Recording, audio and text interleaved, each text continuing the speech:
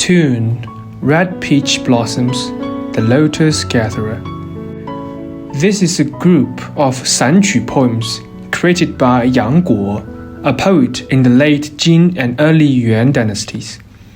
Comprising 4 pieces. It depicts that the protagonist slept alone in the river tower and was awakened by the singing of the Lotus Gatherers, which aroused his sadness for the subjugation of the nation and the change of rulers.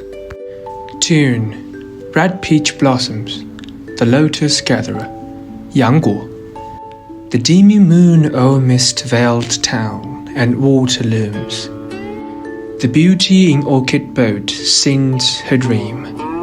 I oft remember our meeting on silk washing stream, now severed by 3 rivers long. In vain through clouds into the azure sky I gaze. Smiling, the beauty says, our hearts are like the lotus blooms. Their root may snap, their fibers join like my sun. Picking lotus, the Lotus Gatherer is seen. The orchid boat passes by outside the willow trees, regardless of the shattered dreams of the mandarin ducks. How is the night? Someone sleeps alone in the river tower. Don't sing when you are sad. Those old songs from the southern dynasty, with many tears on Sima's face. Having gathered the lotus on the lake, she roars on homeward way.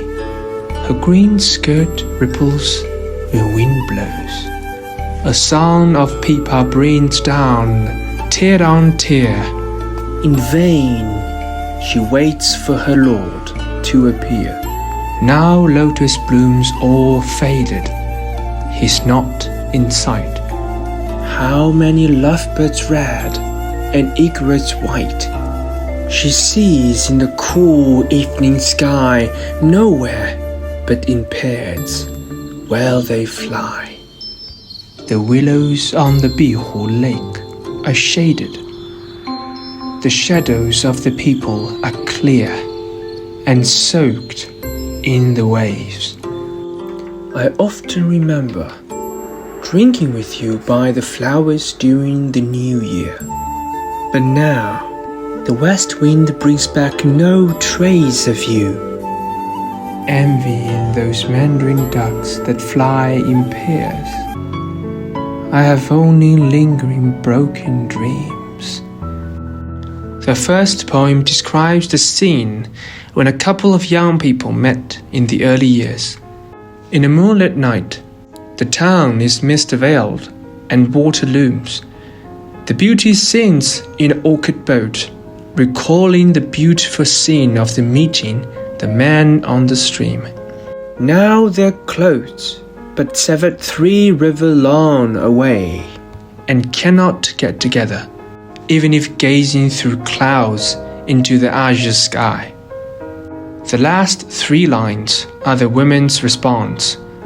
Although we fell in love with each other not too long ago, my longing for you lasts as long as lotus fibers, apparently severed but actually connected.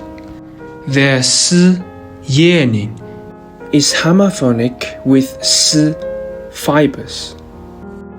The second poem writes the love sickness of parted lovers and the poet's hidden painful mourning for the Jin dynasty. The first 2 lines depict the scene of the lotus gatherers working happily. Then suddenly, the tone turns into depression when they shed tears upon hearing their familiar old songs. The author's concern about the lotus gatherers singing old songs from the southern dynasty euphemistically expresses the hidden pain in his thought, which overflowed with melancholy. The third poem describes the lotus gatherer's longing for her loved one far away. It begins with the depiction of a charming lotus gatherer who was moved by what he saw pipa, lotus blooms, lovebirds red, and egrets white, all of which became the trigger of her love sickness. Finally, by conveying emotions through the scenery and using metaphors to describe people's characteristics, it gets to the theme through the ego-others contrast and a fusion of feelings with the natural setting. The fourth poem expresses the melancholy of a love-lorn woman. The first half recalls the sin of love back then. The happier they were, the sadder she is now. The second half writes that so much has changed now, with nothing left but a lingering dream, expressing the lonely sadness. The language is elegant and graceful in this poem.